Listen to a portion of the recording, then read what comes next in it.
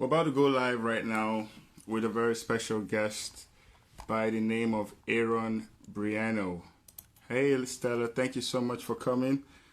Aaron, I see you. We're going to be live with you shortly. Try to get as much people here as possible to join us. It's going to be an exciting time. It's going to be an exciting time.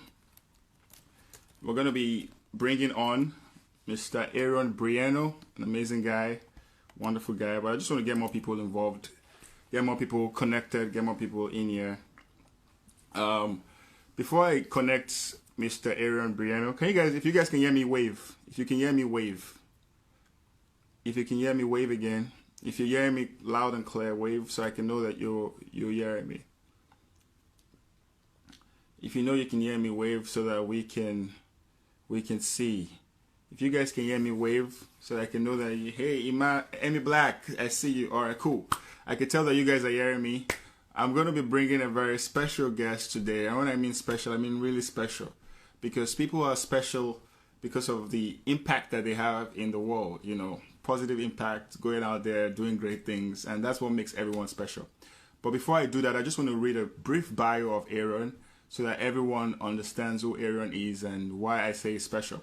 So Aaron was born and raised in Hanford, California, a small town in the heart of California's Central Valley.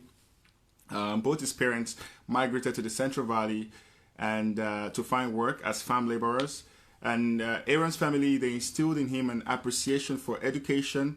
And after graduating from Hanford West High School, Aaron attended Chapman University and obtained a bachelor's degree in organizational leadership. And while in high school, he knew he wanted to go into law school. And how did he know this? When his parents took him and his sister to the trip in the East Coast, and there he saw American historical sites in Boston, Philadelphia, DC, and New York. And he became very interested in American history. And so he served, funny enough, his father ran a campaign, and he served as his father's campaign manager for his bid to be elected into the Kings County Board of Supervisors. And while serving in his father's campaign, he gained practical experience in how to run political campaigns, how to organize volunteers, how to design campaign materials. And he also gained a broader understanding of pretty much how politics works. So, and this experience really gave Aaron a better understanding of political leadership. And afterwards, Aaron went on to McGeorge School of Law, University of the Pacific, and he got a degree in public interest law and policy development. And currently, Aaron is a Senate fellow, or rather, he works as the co-chair in the California Senate, and also is also a professor at McGeorge School of Law, where he teaches a class in policy. So that's a brief bio of Aaron Brieno. I'm not going to talk too much. I'm going to invite Aaron right now to join me in my live. Where's Aaron? I see Aaron. I'm going to add him right now. So Aaron, get ready. Put on your your makeup or whatever, and let's start. Let's get started. So Aaron is going to be joining me shortly. Here we go. Hey, Aaron. Hey, man. How are you? Good to see you, buddy. How's everything going? Good, good. It's a pleasure to be able to join you. Same here. The pleasure is all mine. Pleasure is all mine. I want you to know that we have various people from all over, watching us right now, and a large audience. And I just did a short bio of you right now, and letting people know exactly your background. But I want you to tell me more about your background. Let people hear it from your mouth. Yeah, again, as I heard you mention, I was born and raised in California, Central Valley.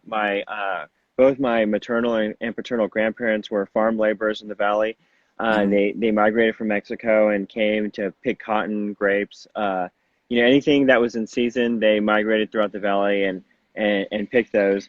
Given that was such a difficult and sometimes seasonal labor, they always instilled in us that we needed to pursue a higher education. We needed to stay in school. We needed to strive to do our very best in our academics, so that we could have a better life than they had. Because as you can imagine, farm working conditions are very difficult, especially in the Central Valley.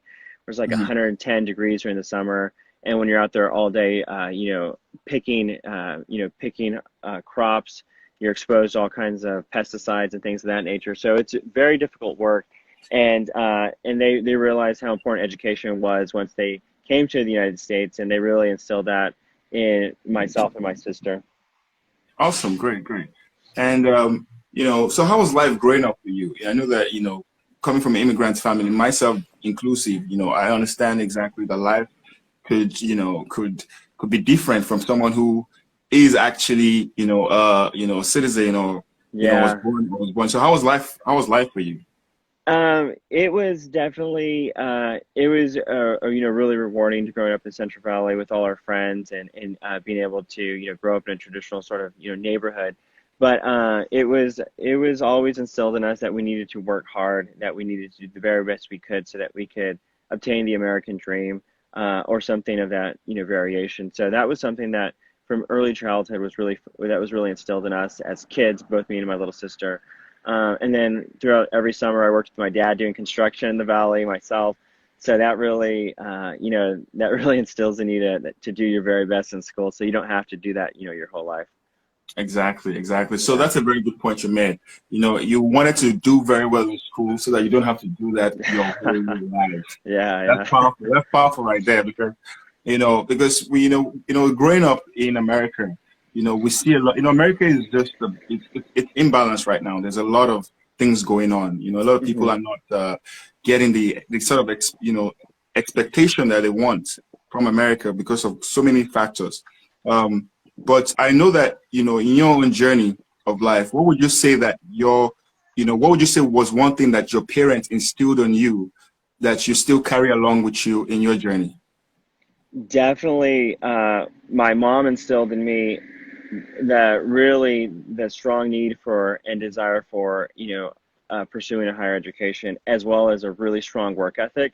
That's something I took away from my mom as well as her dad, that they were just the hardest workers. On my dad's side, though, what I did take away from him is a commitment to public service. And I got to say, my dad's been really committed through the vast majority of his life to serving and providing for his community, whether it is on the Hanford City Council, my hometown, or whether it was on the school board, or whether it was, in our church as an elder and helping the members of our church congregation. So he's always really instilled in me the value of giving back, the value of leadership, and how important it is to be a strong voice for change in your community. Awesome.